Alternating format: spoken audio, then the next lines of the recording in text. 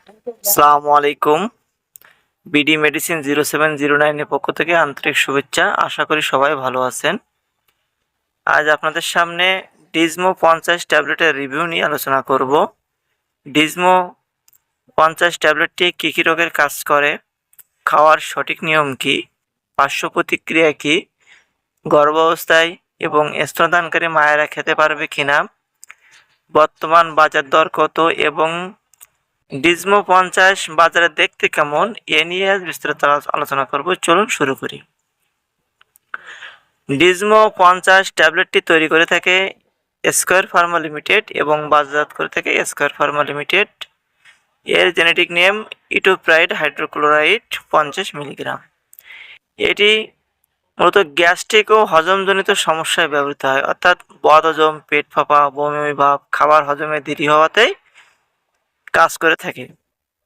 এটি শরীরের ভিতরে কিভাবে কাজ করে থাকে?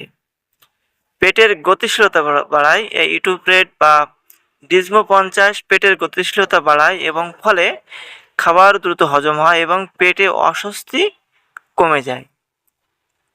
ওষুধটি কখন খাবেন? সাধারণত দিনে 3 বার, খাওয়ারের কমপক্ষে 20 থেকে 30 মিনিট আগে খাবেন। তবে অবশ্যই একজন রেজিস্টার্ডভুক্ত চিকিৎসকের পরামর্শ অনুযায়ী খাবেন।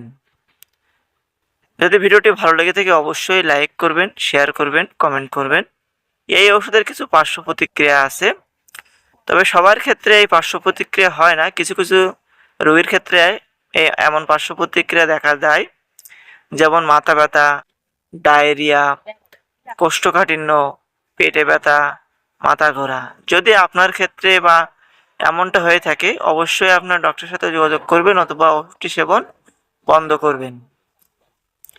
গর্ভাবস্থায় এবং স্তনদানকারী মায়েদের ক্ষেত্রে অবশ্যই একজন রেজিস্টার্ডভুক্ত চিকিৎসকের পরামর্শ ছাড়া ওষুধটি খাবেন না এবং 2026 সালে প্রতি পিস ডিজমো 50 ট্যাবলেটের দাম 5 টাকা।